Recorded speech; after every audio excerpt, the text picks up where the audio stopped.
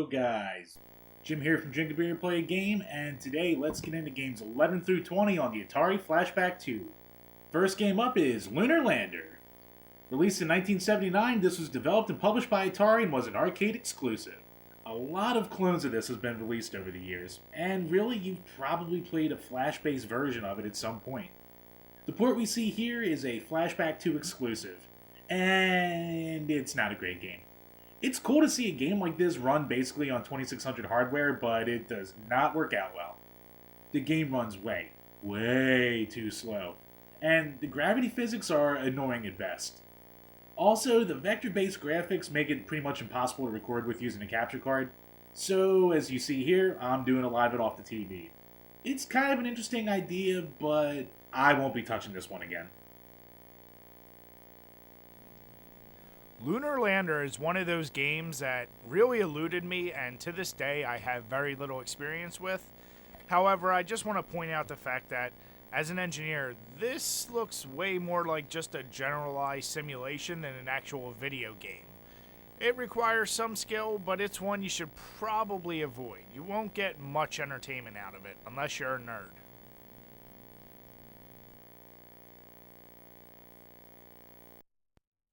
Next up is Millipede. Originally released in 1982 to arcades, this was developed and published by Atari and was later ported to some Atari computers and the NES. Basically, it's a sequel to Centipede. In a lot of ways, it's the same game, though it does add a lot of new enemies and some different mechanics. And basically, if you like Centipede, you'll like this game. Again, there's no trackball support, but it does play well enough with the controllers. The Beast Worms are a really fun touch that I enjoyed a lot. And every little touch they added to this game, it just makes it a little bit more fun. I say definitely give this one a shot. I've already mentioned in the past that Centipede was one of my favorite Atari 2600 games, so naturally, Millipede is a big step up, at least in my opinion. The gameplay is much more frantic, there's so much more going on the screen, and that added little challenge of having the screen move up with some of the stages, that's just insane. I love both of these games, but in my opinion, this is just a clear improvement over the already amazing Centipede. Here we have Missile Command. Once again, this was developed and published by Atari and released to arcades in 1980. This was ported to a ton of different consoles, and was later included in almost every Atari collection. It was designed by Steve Thurr, and the point of the game is to defend 6 cities from incoming missile attacks. The 2600 port's different from the arcade since the player only shoots from 1 missile battery as opposed to the 3 of the original. I have always loved Missile Command. The game's just so hectic and fun. The game gets intense very quickly, and after a while you'll be racing to protect your last cities. There is no better feeling than losing your last city during a round, but then gaining one back to continue your game thanks to the points that you have at the end of the round. This game, it's a must play. If you haven't played it yet, go play it now. Missile Command was one of those games I always looked at and thought, that's pretty easy, I could do that. And then I played it and I realized how much I suck at it. I don't know what it is. I always shoot the missile a little too early, but kudos to those guys that can really play this well and can get some crazy high scores, because that'll never be me. But it's another example of just an ultra simplistic game on the Atari that really is fun. Space Duel. This is yet another game that was developed and published by Atari. It was released to arcades in 1982 and comes from the Asteroids family of games. Instead of asteroids, the player or players can destroy different geometric shapes. It's a 1 or 2 player game, and the players can either play co-op or one at a time. Oh, and this is a Flashback 2 exclusive. You know how I love them. Being a vector-based game, this was almost impossible to record with a capture card, so I'm doing it off my TV. It's a fun game, and I would think the real appeal of it would come from multiplayer. I only got the chance to play it single player, and it was fine. But playing alone, I would probably just stick with the original Asteroids. Or maybe Asteroids Deluxe. If you have a buddy though, I would definitely give this one a shot. Next on the list is Battlezone. Released in 1980 to arcades, this was developed and published by Atari. This was one of the first virtual reality arcades, since the game took place from inside the cockpit of a tank. It was actually so realistic that at the time the Army contracted Atari to make a training exercise from the engine. That's pretty damn impressive. The 2600 port came out in 1983 and it was a bit stripped down. The player plays from behind the tank as opposed to inside the cockpit, but it still plays incredibly well. The player goes around the field fighting other tanks, attack choppers, and all other kinds of vehicles.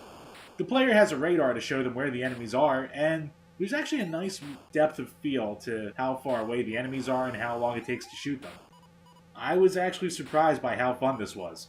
I don't think I could really play it for too long at a time, and it can be difficult, but it does play really well.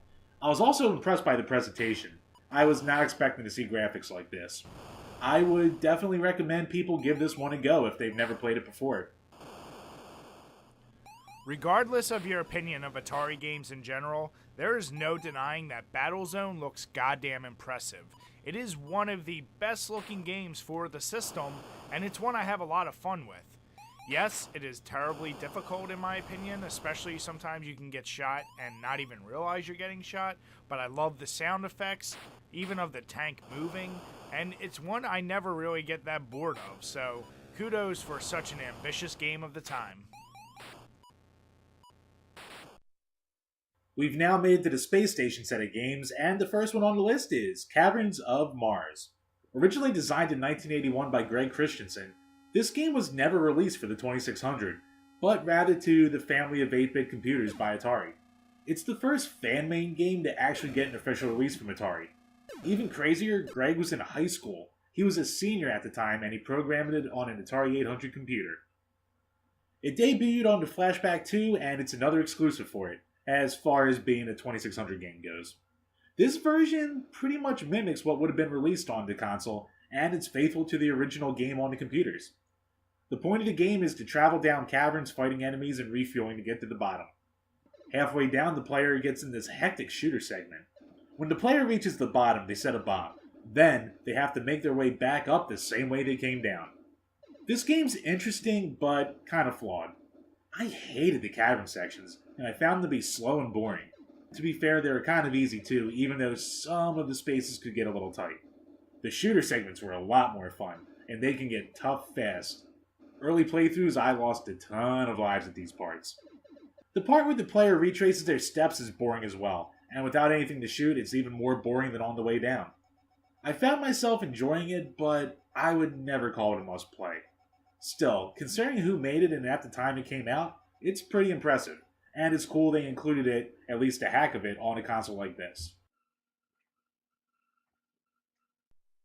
Here we have Quadrant, or as the game calls itself, Quadrant. Designed by Steve Wojda, this was released as a mail-away game through Atari Club. It was developed and published by Atari and was released in 1983. It's notable for having digitized voice, and I believe it's the only game on the 2600 with that. The game's one of the more rare and expensive games for the console, so it's very cool that it's included in this set.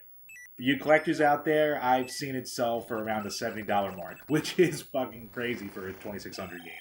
Unfortunately, I didn't like this game at all. The point of the game is to fight captors on the vertical playfield and catch the runts trying to escape on the horizontal plane. I never really got the hold of the control scheme, and the difficulty can be pretty brutal. Honestly, I probably should spend some more time with it, but it didn't grab me enough to where I would run a comeback. It's worth a play, but it's definitely not a pick up and play game.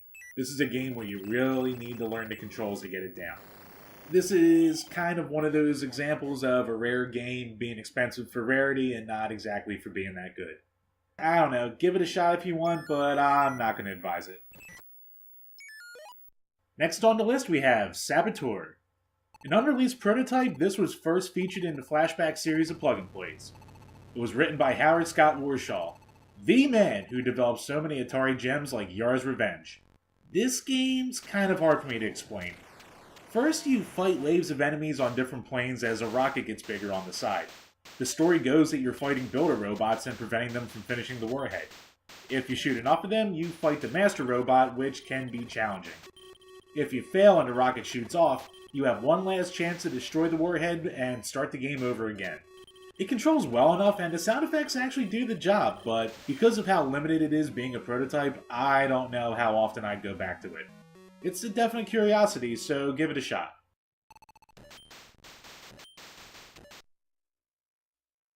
Next up is Space War. Released in 1978, this early game for the 2600 was developed and published by Atari, and was pretty much Atari's remake of the highly influential Space War.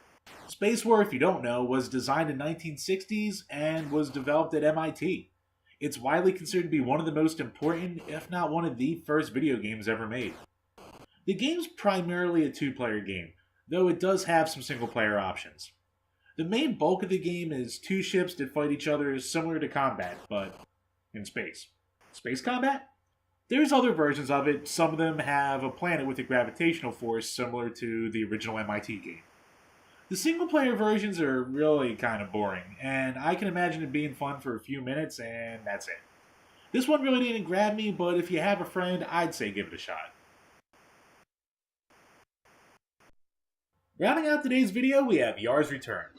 Based on the original game code, this is a remake of sorts of the original Yar's Revenge, and was made for the Flashback 2.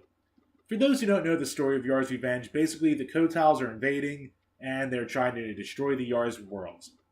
The Yars are trying to defend themselves, though the Kotals can attack with the spitting attack and with secret missiles. There is a neutral zone in the center of the screen in the original where you can't shoot your cannon at the Kotal, but you can't be destroyed by secret missiles either. The point of the game is to destroy the shield, to build up enough energy to shoot a Mega Blast that will destroy the Kotal once and for all.